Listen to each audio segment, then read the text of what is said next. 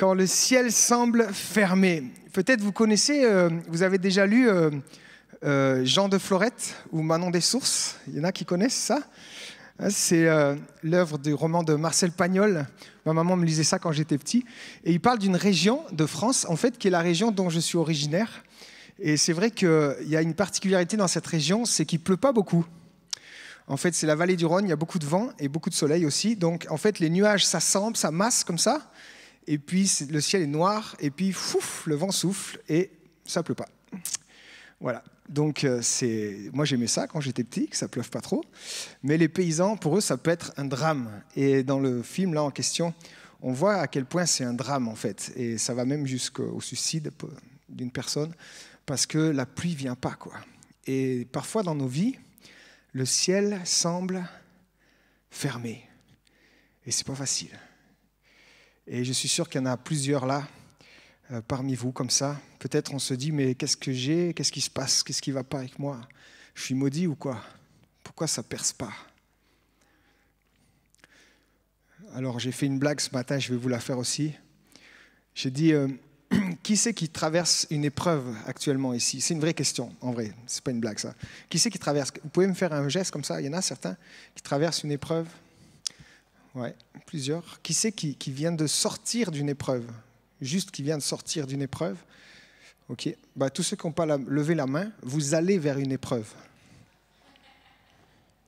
Parce que dans nos vies, on a des épreuves, tout le temps, plus ou moins longues, mais c'est la vérité. Et on doit être prêt et on doit savoir comment être vers Dieu quand le ciel est fermé.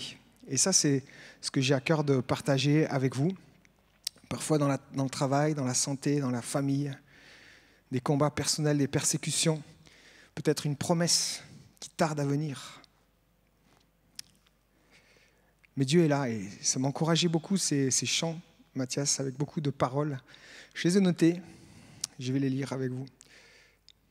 On a chanté ça tout à l'heure. Rien ne peut me séparer de ton amour manifesté en Jésus-Christ. Il ne s'éloigne jamais. Il nous tient dans sa main. Non, je ne marche jamais seul. Tu ne me délaisseras pas. 3 chants qui donnaient ces paroles et c'est la vérité. Dieu est avec nous, Dieu est avec vous. Et mon but aujourd'hui, c'est qu'on soit encouragés à persévérer dans l'épreuve, qu'on puisse avoir des clés qui nous donnent la capacité de persévérer. Et qu'on puisse avoir de l'espérance, de l'espoir aussi dans ce qu'on vit, dans ce qu'on traverse. Amen. Et ce que je vous demande, c'est de ne pas chercher à tout retenir. Vous savez, des fois en Suisse, on est bien scolaire, on cherche à noter, à retenir toutes les choses, etc. J'aimerais vraiment qu'on puisse se connecter avec notre esprit. Et peut-être il y a une chose que le Saint-Esprit voudra insister pour toi ce matin. Parce que moi, je dis beaucoup de choses souvent. Mais cherche pas à tout retenir, cherche à retenir la chose qui est pour toi, ce que le Seigneur veut pour toi aujourd'hui. Parce que c'est avec ça que tu vas marcher, c'est avec ça que tu vas courir. Vous savez, ça dit, c'est la révélation de la parole qui est claire. Ce n'est pas la parole, c'est la révélation de la parole. C'est pour ça que la parole qu'on reçoit, il faut qu'on la laisse devenir révélation. Parce que souvent, on connaît beaucoup de choses avec notre tête, avec notre intelligence. Mais ce n'est pas ça qui opère des changements. Ce qui opère un changement, c'est quand cette chose, elle a été révélée à notre cœur. Alors cherche à recevoir une révélation. Je crois que ça a été dit cet après-midi, pardon. Il me semble que c'est Manu qui a dit ça, mais Dieu, il cherche à nous parler. Il a envie de nous parler. Et nous, on a besoin d'avoir envie de l'écouter, de lui dire, Seigneur, qu'est-ce que tu veux pour moi? Je propose, on va rester juste quelques secondes dans le silence et dis-lui, Seigneur, aujourd'hui, je veux t'écouter.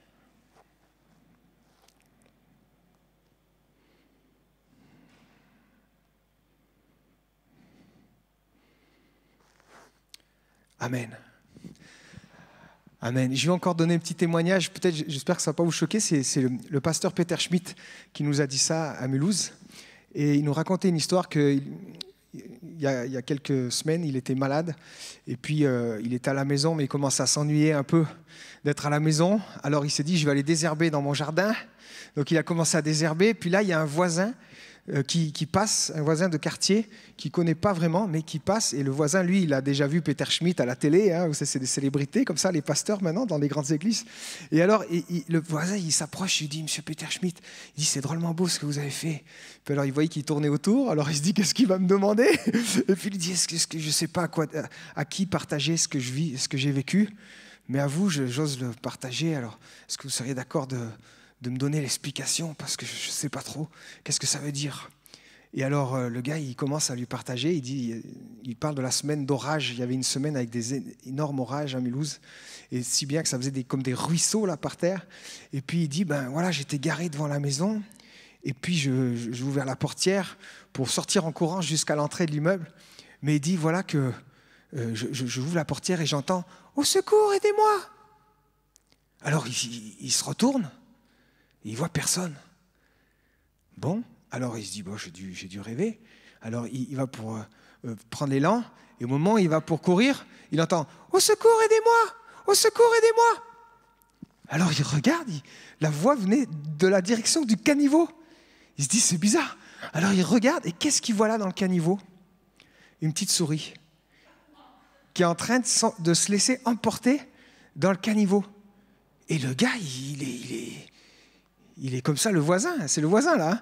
Il ne sait pas quoi faire, donc il prend la souris, puis il la sauve. Et puis il a gardé ça, il s'est dit, les gens vont me prendre pour un fou, je ne peux pas raconter ça.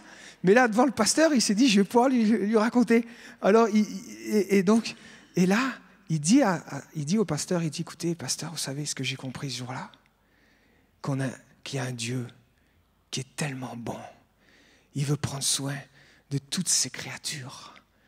Et le pasteur, à partir de là, il a pu lui annoncer l'évangile et avoir un temps avec lui où il a pu le conduire au Seigneur. N'est-ce pas extraordinaire?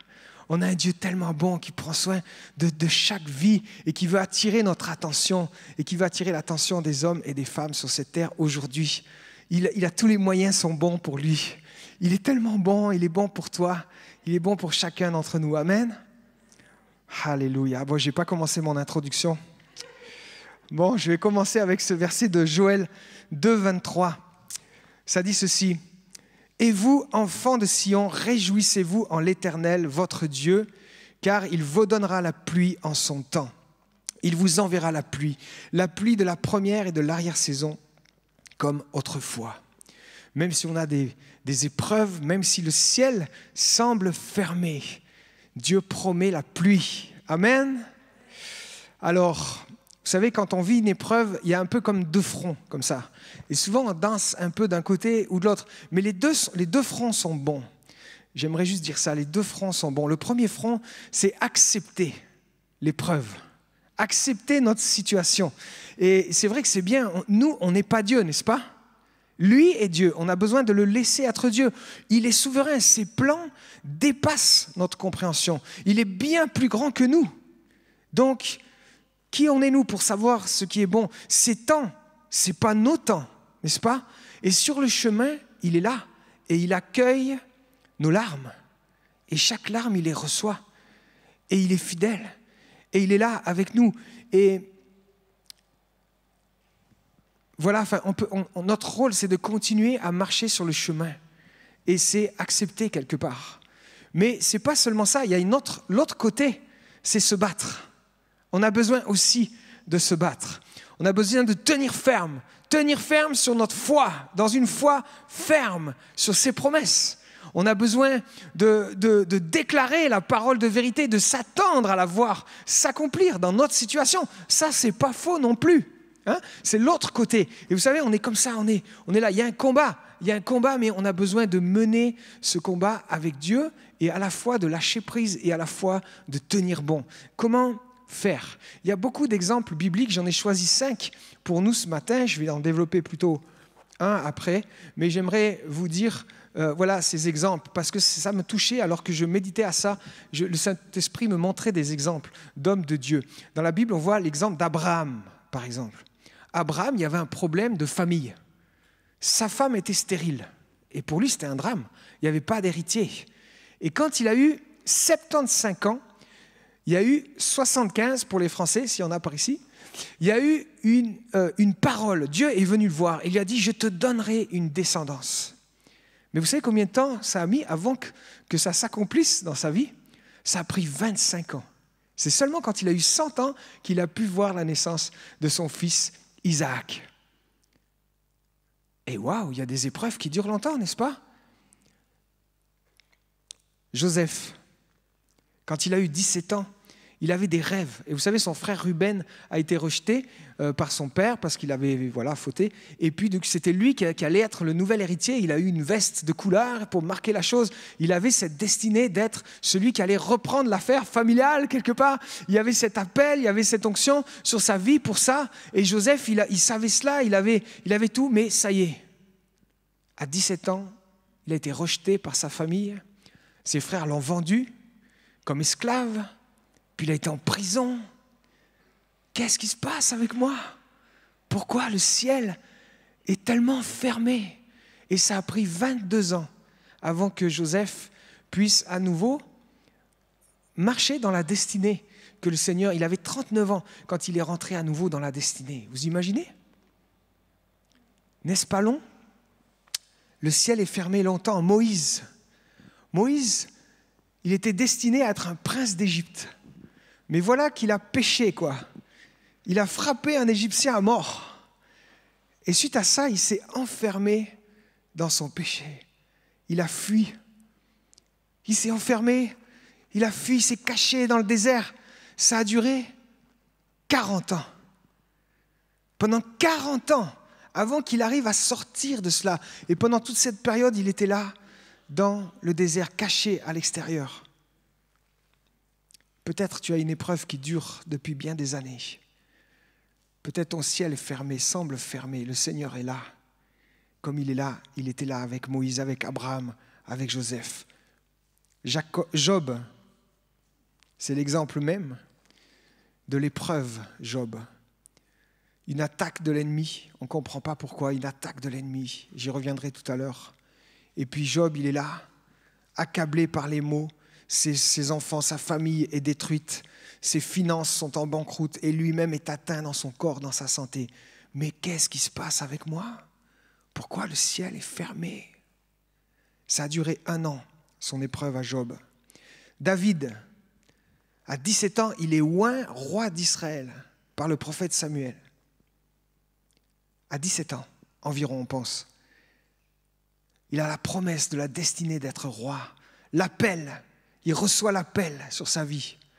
Mais ça a mis 13 ans avant l'accomplissement. 13 années. C'est long. Vous savez que pour moi, c'était la même chose. Entre parenthèses, j'ai attendu 13 ans avant que ça s'accomplisse. Un jour, quelqu'un a prophétisé sur moi. Il m'a dit, tu vas être pasteur. Moi, je n'étais même pas prêt à entendre ça.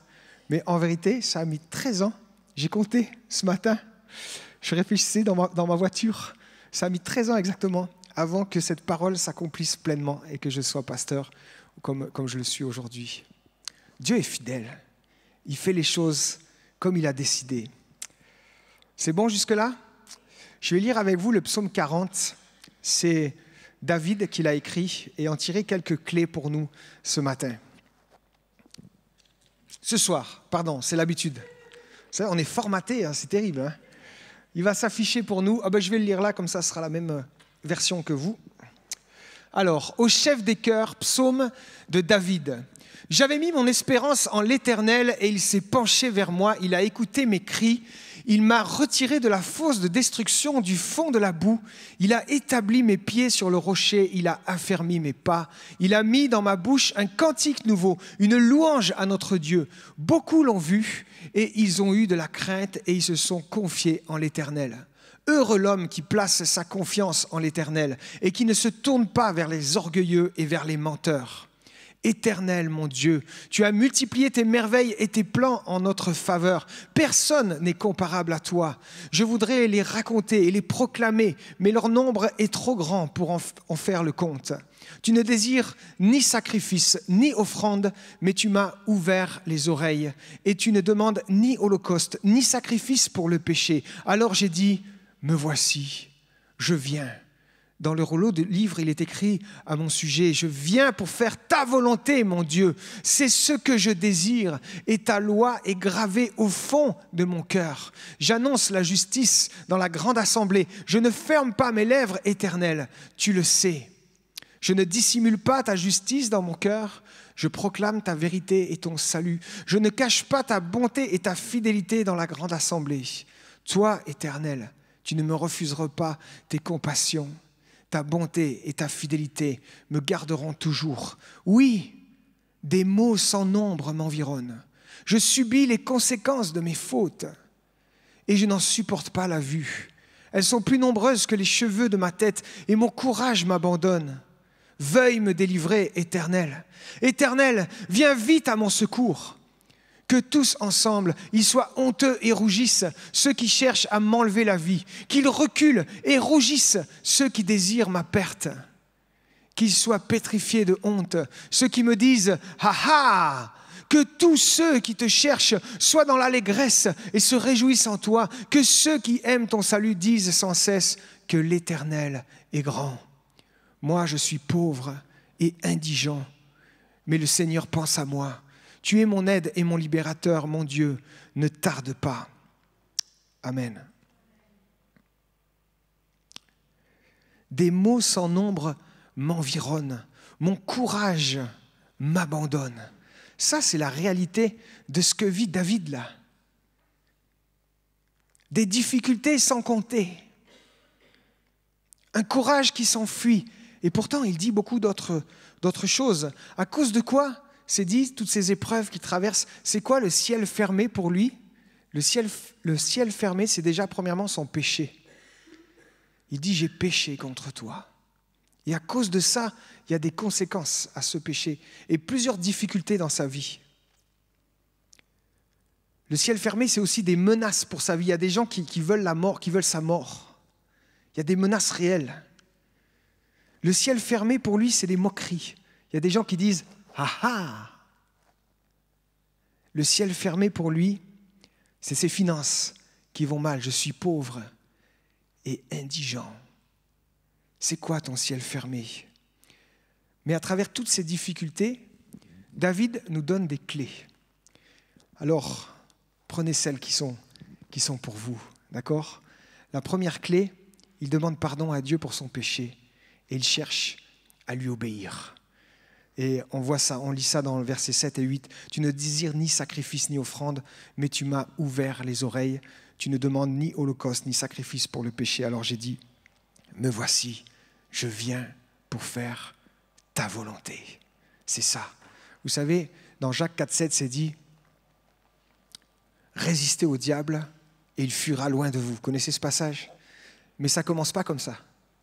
Ça commence, « Soumettez-vous donc à Dieu. » Virgule, résistez au diable et il fuira loin de vous. La première chose, c'est se soumettre à Dieu. Et David, il avait tiré cette phrase, vous savez d'où ? Il a tiré cette phrase du prophète Samuel qu'il a déclarée sur le roi Saül, que David connaissait très bien. Et Saül avait désobéi à Dieu. Et Dieu a dit, mais ce n'est pas les holocaustes, ce n'est pas les sacrifices que je veux. Ce que je veux, c'est un cœur obéissant, un cœur qui suit mes voies. Alors peut-être, tu vis des maux innombrables et des difficultés terribles parce que simplement ta vie n'est pas alignée sur Dieu.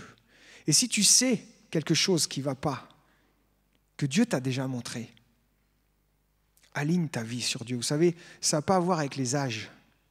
On est surpris parfois. J'ai une grand-mère qui est venue me voir cette semaine et qui m'a confessé qu'elle vivait en relation homosexuelle avec une autre depuis des décennies, qu'elle n'a jamais osé le dire à personne parce que ça fait des décennies qu'elle vient à l'église. Aligne ta vie sur Dieu. Demande pardon pour ton péché. Reviens à lui. Fais comme David. Ça, c'est une première clé. Et je pense qu'il y a beaucoup de choses qui vont aller mieux. Que ton ciel va peut-être s'ouvrir, si c'est le cas. Vous savez, quand Moïse a été mis à l'écart dans le désert, c'est pas dit que c'est Dieu qui l'a mis à l'écart, mais c'est Dieu qui l'a mis à l'école. C'est pas pareil. Parce que Dieu est plus intéressé par notre caractère que par notre confort. Donc, si c'est inconfortable pour toi, peut-être, mais lui, il veut te travailler pour que tu lui ressembles, pour que tu marches dans ses voies. Amen. Ensuite, on voit, David, il dit ceci au verset 8 et 9. « Alors j'ai dit, me voici, je viens. Dans le rouleau du livre, il est écrit à mon sujet. Je désire faire ta volonté, mon Dieu, ce que je désire. Et ta loi est gravée au fond de mon cœur. » Je pense que même si tu es dans l'épreuve, même si le ciel semble fermé pour toi, persévère dans ton étude, dans ta lecture de la Bible. Peut-être cherche à apprendre des passages par cœur. Peut-être tu me diras, j'ai une dame qui m'a dit, par rapport à ça, elle me disait, mais tu sais, quand on est tellement éprouvé, on n'a même plus envie de lire la Bible. Ok, c'est ok. Mais alors, continue à avoir des relations avec des amis chrétiens. Parce que, voilà, vous savez, nous, on est comme une Bible ouverte pour les autres. On peut s'encourager avec des paroles. Hein? Donc, reste en contact avec la Bible, avec ce que Dieu dit. Garde cela. Amen. Cherche à pratiquer. David, il dit, je cherche, hein, il dit, comment il dit ça ? Faire ta volonté, c'est ce que je désire. Cherche à pratiquer la parole, pas juste à la lire, mais cherche à la pratiquer. Vous savez, quand on était il y a quelques années en arrière avec mon épouse, on avait acheté une maison et puis le Seigneur nous a demandé de la vendre. Puis c'était assez dur de vendre la maison. Pour moi, c'était dur, j'étais encore dans les plâtres, je n'avais pas fini de la construire. Et j'ai dit, Seigneur, moi j'ai besoin de confirmation. Hein? Alors, il a dit, pas de problème. Il m'a envoyé une confirmation. Une dame de l'église, un jour, on était en train de manger à l'église après le culte, et puis elle me dit, Vincent, je peux te poser une question ? Je dis oui. Elle me dit, est-ce que tu es propriétaire de ta maison ? Je dis oui. Elle me dit, non, c'est bon, ok. Je dis, maintenant tu dois me dire. Et là, elle m'a avoué que ça faisait des années qu'elle priait pour nous. Je ne sais pas pourquoi, elle nous avait pris à cœur, et qu'elle avait reçu dans la prière qu'on habitait dans un endroit qu'on devait déménager, mais qu'on ne voulait pas le faire parce qu'on était propriétaire. C'est extraordinaire. C'était la claque. Moi, j'ai dit, Seigneur, ok, mais j'ai besoin d'une deuxième confirmation, s'il te plaît. Et vous savez quoi ? Eh bien, un jour, j'ai su qu'il y avait une soirée dans cette église. Je ne sais même pas si tu sais, Anne. Je ne suis même pas sûr que je vous l'ai dit. C'était Claire-Lise Rapin qui conduisait la louange. Et nous, on s'était dit, je ne sais pas pourquoi, à l'époque, on s'est dit, tiens, on va aller faire la soirée là-bas à Aunay. Et on arrive ici, c'était Claire-Lise Rapin qui conduisait la louange. Puis vous savez, elle était très prophétique, hein, Claire-Lise. Puis à un moment, elle conduit la louange comme ça. Et puis, alors j'étais avec mon épouse, mais mon épouse, elle sort pour aller au WC pendant la louange. Et puis là, elle s'arrête comme ça. Et elle dit, écoutez, j'ai une parole pour un jeune homme qui est dans cette église. Le Seigneur te dit, quitte ta maison. Mais toi, tu refuses de la quitter. Mais le Seigneur te dit, ne t'inquiète pas, je te rejoindrai comme j'ai rejoint les disciples sur la route d'Emmaüs. Alors moi, j'étais là. Je tournais, est-ce qu'il y en a un autre qui réagit ? Non. Mais vous savez quoi ? Malgré ces deux confirmations, je ne suis pas obéi.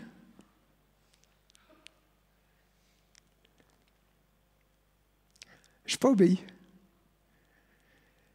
Et pendant cette période-là, on avait des nuits de prière avec Carole. On priait pour savoir notre direction, comment Dieu allait conduire notre appel. Et on priait, et on recevait des choses, et on les notait. Et on priait, on avait des confirmations. C'était fort ce qu'on vivait là. Et puis tout d'un coup, au bout d'un moment, plus de confirmation, plus rien, comme silence radio. Le ciel semblait fermé. Et on a dit, qu'est-ce qui se passe ? Et un jour, en regardant une vidéo sur l'histoire d'Abraham, je vous passe les détails, mais je réalise que Dieu, il a fermé son ciel parce que j'ai juste pas obéi à ce qu'il a dit. Et là, ce jour-là, j'ai demandé pardon. Le lendemain matin, je suis allé dans la première agence immobilière et j'ai mis en vente la maison. 15 jours après, on avait vendu la maison. Et Dieu a recommencé à nous parler. Vous voyez ?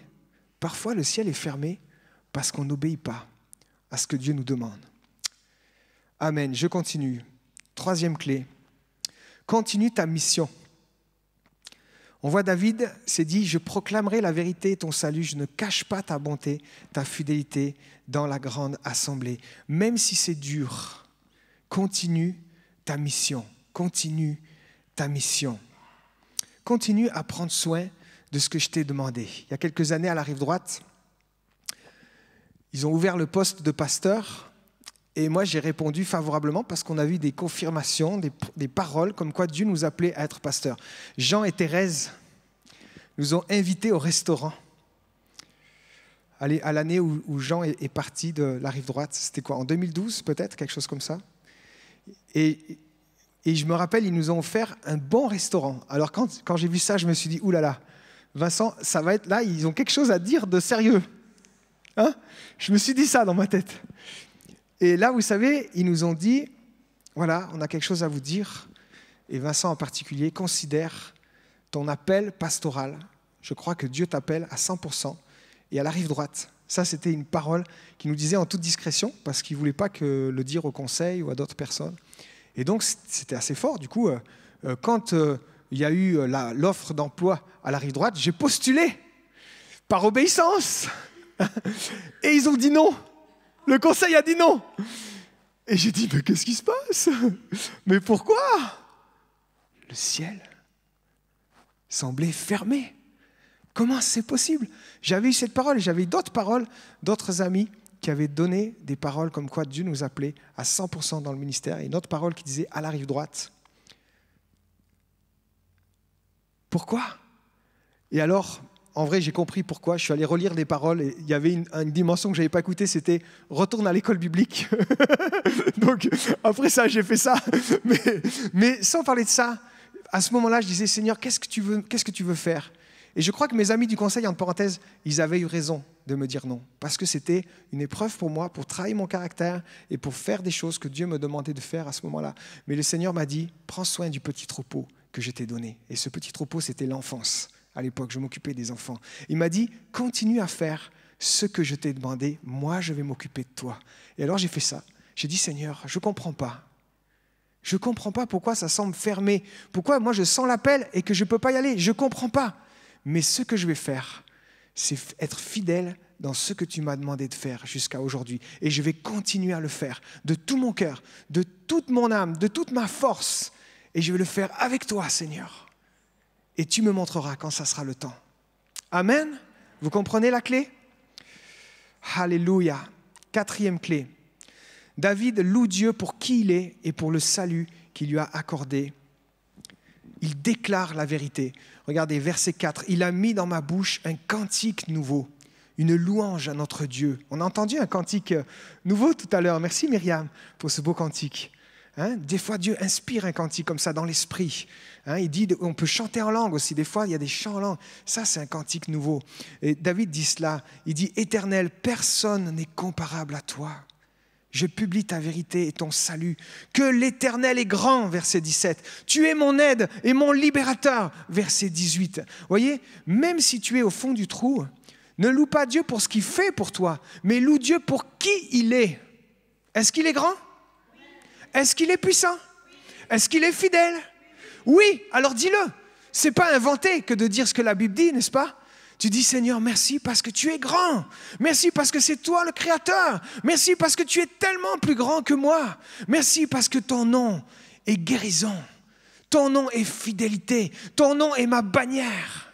C'est ça que tu es, Seigneur. Et moi, je veux le dire. Loue-le pour ton salut. Comme David. Dis-lui, Seigneur, merci parce que j'étais rien. Mais un jour, je ne sais pas par quel miracle, tu es venu me chercher. Tu as ouvert mon oreille, j'ai pu, je ne sais pas par quel miracle, venir à toi. Je t'ai donné ma vie et ma vie a changé. Est-ce que j'étais meilleur? Est-ce que je méritais quelque chose? Non, Seigneur, c'est toi qui l'as fait. Merci pour ton salut. Merci parce qu'aujourd'hui, je marche avec toi, Seigneur. N'est-ce pas beau? Ça, est-ce qu'on peut le faire? Même si le ciel est fermé, tu peux dire merci et rendre gloire à Dieu pour toutes ces choses. Amen. Merci Seigneur parce qu'un jour, je serai pour toujours avec toi. Vous savez, c'est ça le but de l'Apocalypse. L'Apocalypse, c'était encourager ces églises qui étaient en plein combat, en pleine difficulté. Et Dieu, qu'est-ce qu'il voulait faire? Il voulait les encourager. Jean l'apôtre, il voulait les encourager en leur disant, écoutez les gars, ouais, vous galérez là. Peut-être le ciel est fermé, mais t'inquiète pas, un jour, pour toujours, tu vas le louer avec tous les anges. Alléluia, n'est-ce pas merveilleux? Dieu t'a sauvé. Loue-le pour ce salut. Alléluia.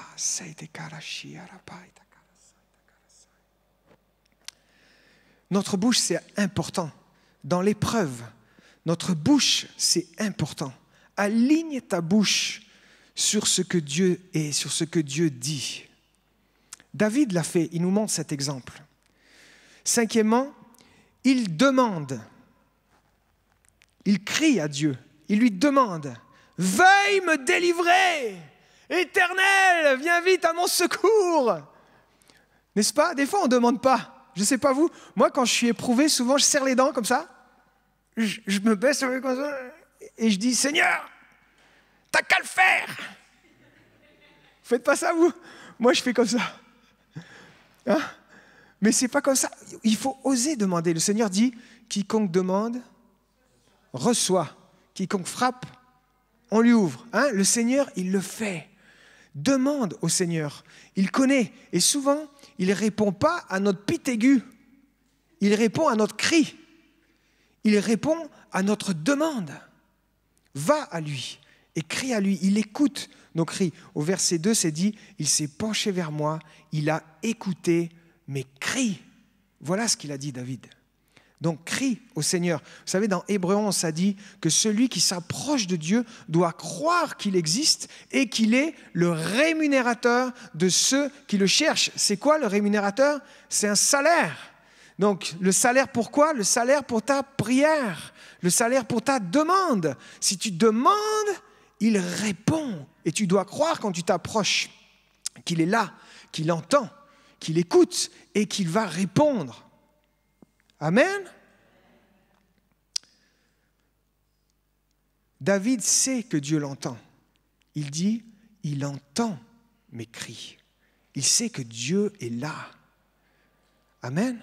Joseph, dans l'histoire, pendant tout ce temps où le ciel était fermé, c'est dit, dans le chapitre 39 de Genèse, c'est dit, 4 fois, l'Éternel était avec lui. Dieu est avec toi quand ton ciel est fermé. Il est là, avec toi. Il t'entend. Il te connaît. Il sait. Amen. À Moïse, il a dit, je serai avec toi. Il dit, mais tu t'appelles comment? Il a dit, mon nom est je suis. Pas j'étais.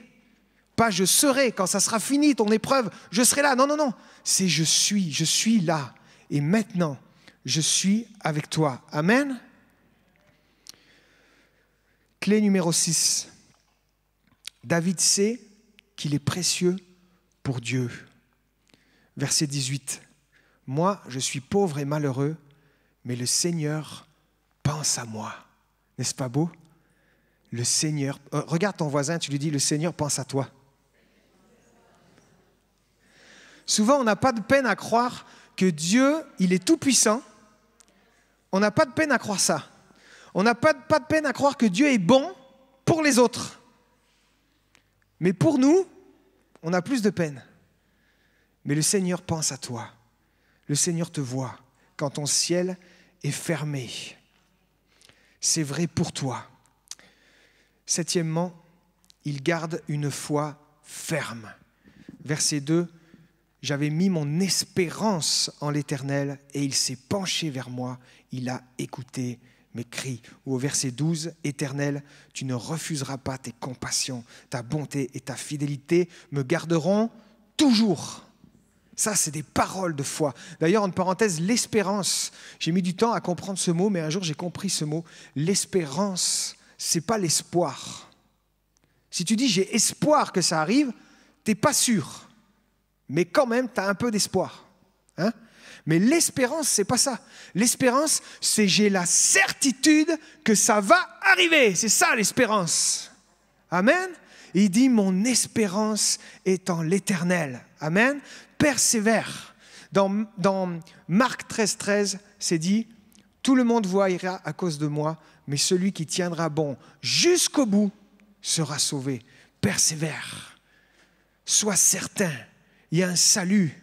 Il y a la lumière au bout du tunnel. Le Seigneur est là.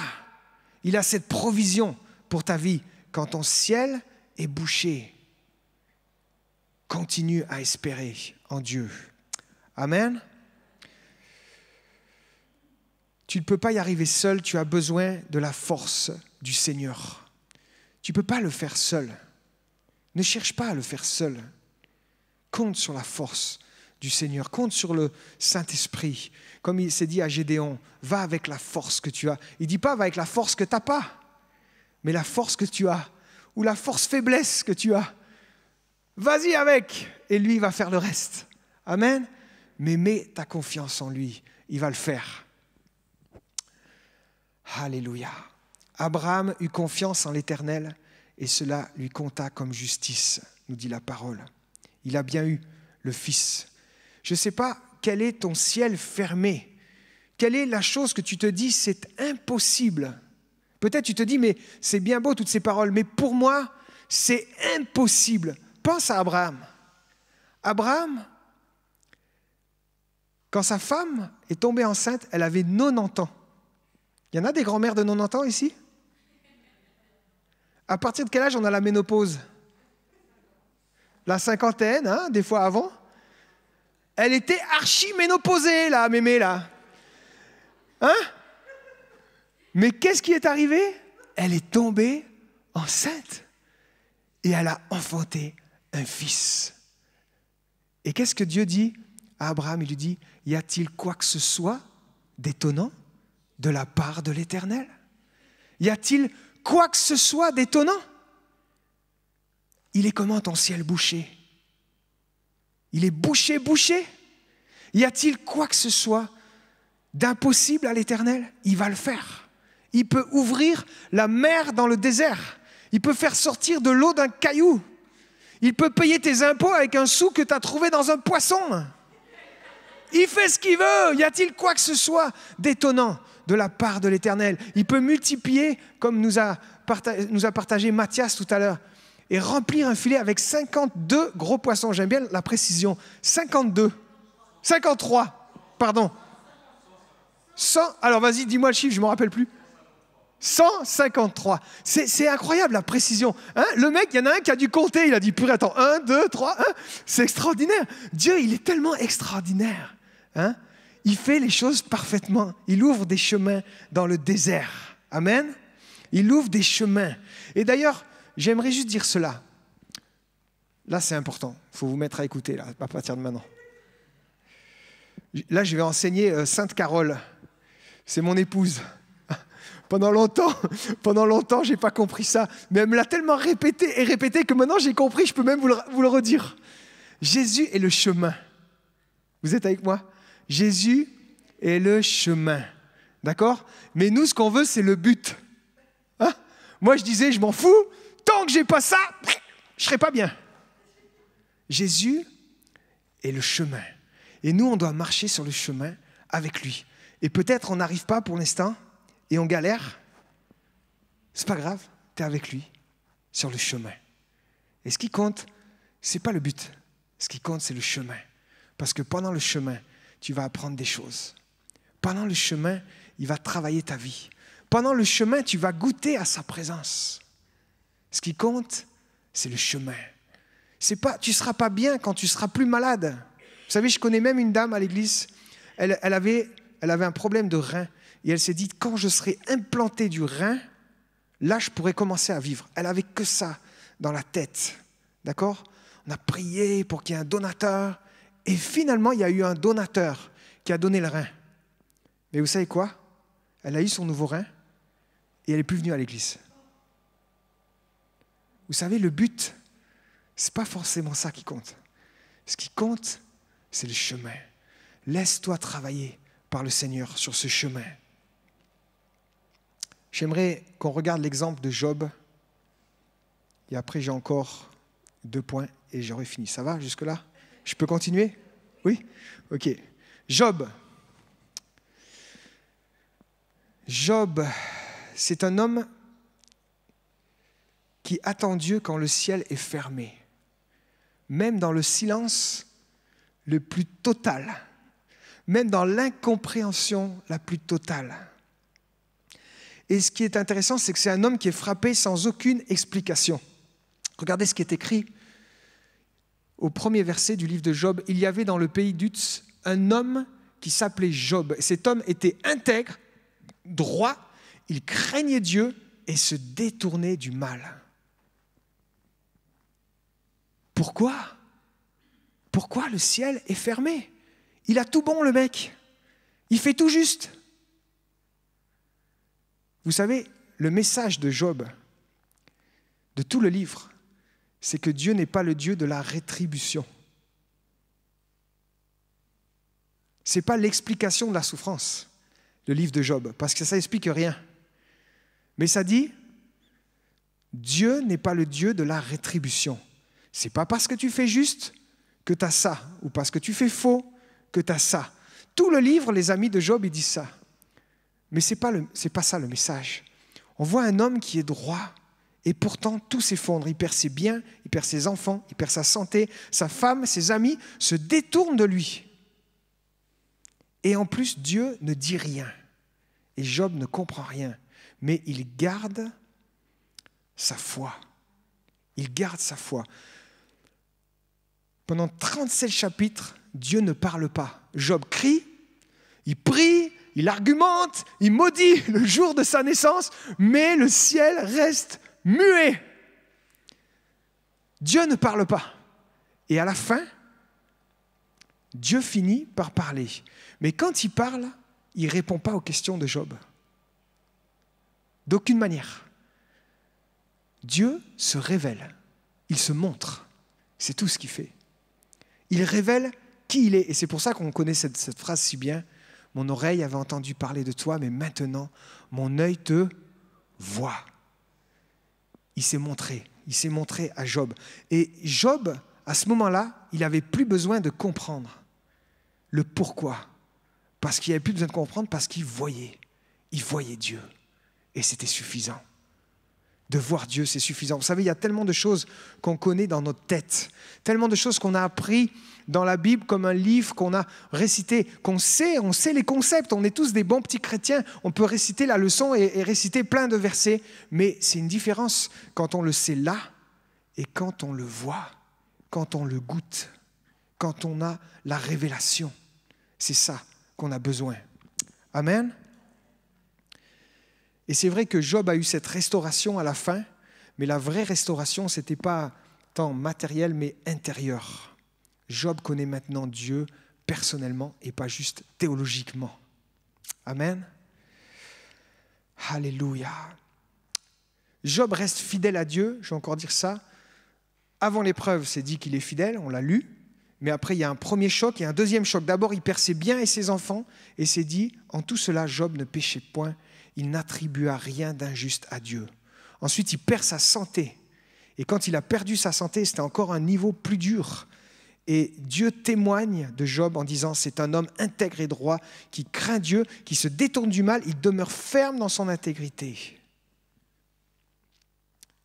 Un peu plus loin, pendant toute la durée de l'épreuve, il est encore harcelé. Sa femme même lui dit, mais tu demeures ferme dans ton intégrité, mais maudis Dieu et meurs. Et c'est dit, en tout cela, Job ne pécha point de ses lèvres.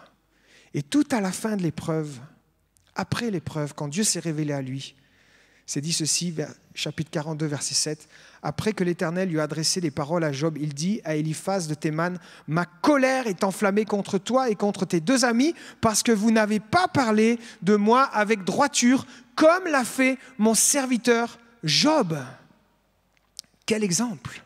Pendant toute cette épreuve, Job a gardé sa bouche, il a gardé son intégrité et il n'a pas renié Dieu, il n'a pas dit Dieu il est comme ci ou comme ça, non. Il a dit je ne comprends rien, mais Dieu est Dieu. Dieu est Dieu. Amen. Alléluia. Alléluia. Ce que Job n'a pas douté, c'est que Dieu était bien réel. Et que même dans la nuit, même dans la sécheresse, même quand le ciel est fermé, Dieu est réel. Il est là. Et il le sait, il le voit, et il va le faire. Amen. Alors j'aimerais vous parler un petit peu, pour finir, du soleil et de la pluie. Dans Matthieu 5, 45, c'est dit, « En effet, Dieu fait lever son soleil sur les méchants comme sur les bons. Il fait pleuvoir sur les justes comme sur les injustes. Le jour suit toujours la nuit, n'est-ce pas? Le soleil va finir par arriver. Hein? Ça, c'est sûr. La devise de Genève, c'est quoi? Post tenebras lux, après les ténèbres, la lumière. Amen. Alors bien sûr, ça parle de la lumière. Jésus est cette lumière et c'est lui qui vient. D'accord? C'est lui qui va venir faire une percée dans ces ténèbres. Vous savez que c'est pour ça, j'ai appris ça il n'y a pas longtemps. Tiens, je vous le donne, une petite chose que je vous donne. Pourquoi il y a un coq en haut des églises? Vous savez ça? Moi, je croyais que j'étais français. Alors, j'avais déjà vu sur les églises en France. Je me suis dit, tiens, ils ont mis le coq sur les églises en France. Ils sont chauvins jusqu'au bout, quoi. Mais en fait, non, j'ai découvert qu'il y avait des coqs sur les églises suisses aussi. Et en fait, c'est le coq, c'est l'image du matin qui arrive. C'est pour dire, la résurrection est là. D'accord? C'est pour dire, attention, le soleil de justice revient. Amen. Aussi sûr que c'est sûr, le soleil va venir après la nuit. Amen. Et on voit ça dans le psaume 130, verset 6. « Mon âme compte sur le Seigneur plus que les gardes ne comptent sur le matin. » Oui, plus que les gardes ne comptent sur le matin. Le veilleur n'a aucun doute que le matin va venir. Il n'est pas en train de dire « Oh Seigneur, s'il te plaît, fais lever ton soleil. » Il sait que le soleil va se lever, d'accord? Donc, d'accord, oui, patiente dans l'épreuve, parce que c'est dur d'être un garde et de veiller, mais il sait que le soleil va venir. Amen? Donc, ne prie pas pour que Dieu soit fidèle. Dieu est fidèle, d'accord? Il va prendre soin de toi pendant cette épreuve. Amen? Attends juste que cette fidélité se manifeste et s'accomplisse pleinement dans ta vie. Alléluia. Dieu enverra sa pluie. C'est l'image du laboureur. Dans Jacques 5, 7, ça dit ceci. « Soyez donc patients, frères, jusqu'au retour du Seigneur. Voici, le laboureur attend le précieux fruit de la terre, prenant patience à son égard jusqu'à ce qu'il ait reçu les pluies de la première et de l'arrière-saison. » Amen. Alléluia. Vous savez, pas de pluie, pas de récolte. Hein? La pluie de la première saison, c'est la pluie d'octobre. Elle permet que la terre soit fécondée, que les graines se gonflent et puissent plus tard germer et porter ensuite du fruit. La pluie de l'arrière-saison, c'est la pluie qui est juste au printemps avant la récolte, et là qui permet que le fruit se multiplie, se gonfle et soit productif, produise beaucoup de fruits. Ça, c'est le but de la pluie de l'arrière-saison. Amen. Et dans Joël 2, 23 que nous avons lu tout à l'heure, ça dit « Vous, enfants de Sion, réjouissez-vous en l'Éternel, votre Dieu, car il vous donnera la pluie en son temps. Il vous enverra la pluie de la première et de l'arrière-saison, comme autrefois. » C'est une promesse. Amen. Et Joël parlait de la restauration spirituelle d'Israël, mais il annonçait aussi les temps de la fin. Parce que juste au verset 28, juste après, c'est dit « Je répandrai mon esprit sur toute chair. » Et nous sommes là, nous sommes dans ces temps de la fin. Et il y aura une visitation puissante du Saint-Esprit qui va venir dans ces derniers temps. Amen. Mais il y a cette pluie de la première saison. Ça, vous savez, c'est quand on prend cette décision pour Jésus. Quand on donne son cœur à Jésus pour la première fois. On l'invite. Et c'est cette pluie de la première saison qui vient faire germer ce cœur, qui vient faire germer la vie en nous. Amen. Et la pluie de l'arrière-saison, c'est la pluie après de notre caractère qui est travaillé, qui continue avec Dieu, peut-être dans les épreuves, peut-être quand le ciel est fermé, ça nous a fait travailler. Il y a cette pluie qui vient féconder et qui vient nous donner cette vie abondante, cette vie de l'esprit. Alléluia, il y aura un temps de visitation. Vous savez qu'on est là dans les derniers jours de la fête de tabernacle. Vous savez ça? Les Juifs fêtent la fête des tabernacles. Ils ont fini mercredi en vrai. Dans la Bible, c'est dit, c'est Jésus qui parle, c'est dit dans Jean 7, 37, le dernier jour de la fête. Il parlait de la fête des tabernacles. Le dernier jour de la fête, Jésus était là, dans le temple, et il s'est mis à crier, « Si quelqu'un a soif, qu'il vienne à moi et qu'il boive, parce que des fleuves d'eau vive couleront de son sein. » Et il parlait du Saint-Esprit qui allait venir. Jésus est le soleil de justice et il est l'eau qui désaltère. l'eau qui donne la vie. C'est lui qui va venir être cette pluie pour toi. Je voudrais conclure avec ce verset de Osée 6, 3. Sa venue est aussi certaine que celle de l'aurore. Il viendra pour nous comme la pluie. Amen. Je vais relire et puis je vais prier. C'est bon, je peux prier? Je vais relire les points que j'ai dit.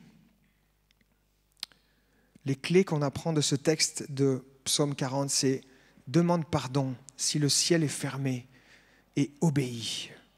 Deuxième clé, lis et pratique, cherche à lire et à pratiquer la parole de Dieu. Troisième clé, continue ta mission. Continue ce que Dieu t'a demandé de faire. Ne te laisse pas limiter par tes épreuves. Vous connaissez peut-être Nick Vujicic, cet homme qui n'a pas de bras et pas de jambes et qui annonce l'évangile. Il ne s'est pas dit, mais moi je ne pourrai jamais aller. Ben si, il y va, sans jambes et sans bras. Et il annonce l'évangile. Ne laisse pas le ciel fermé, te limiter. Continue ta mission. Quatrième clé, loue Dieu pour qui il est et pour le salut qu'il t'a accordé. Demande et crie à Dieu. Sixième clé, sache que tu es précieux pour Dieu. Sois-en convaincu. Tu as du prix pour lui. Il t'aime, il est avec toi. Septièmement, garde une foi ferme. Rappelle-toi qu'après la nuit, il y a toujours le soleil, qu'après la sécheresse vient forcément la pluie. Il va envoyer sa pluie de première et d'arrière-saison. Alléluia. Alléluia. J'aimerais prier. Mathias, tu serais d'accord de venir au piano? J'aimerais prier pour nous.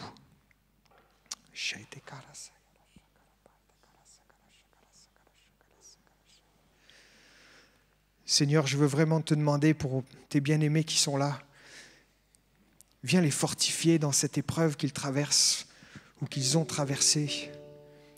Merci parce que tu as été là et merci parce que tu seras là tous les jours, quelles que soient les épreuves, quel que soit notre ciel fermé. Nous voulons déclarer, y a-t-il quoi que ce soit de la part de l'Éternel? Tu dis et la chose arrive. Tu leur donnes et elle existe. Seigneur, tu es un Dieu fidèle, tu nous connais parfaitement. Ton nom est « Je suis ». Tu es là avec nous chaque jour sur le chemin, Seigneur. Aucun de tes enfants ne passe inaperçu. Tu entends chaque cri et tu recueilles chaque larme. Je veux bénir tes bien-aimés ici, Seigneur. Moi, je ne sais pas quelle épreuve ils traversent, mais je sais que tu es un Dieu fidèle. Et je sais que ce que tu dis s'accomplit toujours. Seigneur, encourage-les par ta parole. Aide-les à se saisir et à mettre en route, à mettre en pratique une de ces clés, une de ces choses qu'ils ont retenues aujourd'hui, Seigneur. Je les bénis en ton nom, Jésus. Je les bénis en ton nom. Je prie, Seigneur, alors qu'ils s'attendent à toi, envoie ton Esprit Saint. Visite-les par ta puissance. Environne-les complètement de toi, Seigneur. Nous avons besoin de ces fleuves d'eau vive. Toi seul, tu peux faire la différence. Saint-Esprit, remplis-nous tout à nouveau. Remplis-nous tout à nouveau. Nous ne pouvons pas y arriver avec notre force. Nous avons besoin de cette force céleste. Et tu as dit, vous recevrez une puissance. Vous recevrez une force, celle du Saint-Esprit qui sera avec vous. Je les bénis dans ton Saint-Esprit. Je les bénis dans la pluie de ton Saint-Esprit. Je les bénis dans le baptême de ton Saint-Esprit. Viens, Seigneur, viens équiper tes bien-aimés ici dans ce lieu, Seigneur. Nous voulons te ressembler. Nous voulons pouvoir marcher avec toi, pas seulement dans la connaissance, mais dans la révélation, Seigneur. Aide-nous à marcher avec ce feu, cette ardeur qui vient de toi, Seigneur. Oui, je m'attends à toi, Seigneur. Je m'attends à toi. Je ne sais pas s'il y en a ici qui n'ont jamais encore donné leur vie à Jésus, mais moi, je voudrais te laisser l'occasion de le faire ce soir. Je ne voudrais pas partir de là sans te proposer de donner ta vie à Jésus. Ta terre a besoin de germer. Tu as besoin de cette pluie de la première saison si tu ne l'as pas reçue. Est-ce qu'il y a quelqu'un? S'il y a quelqu'un ici, juste lève ta main et je vais prier avec toi maintenant. Si quelqu'un veut donner sa vie à Jésus, si quelqu'un ne l'a pas encore fait. Alléluia.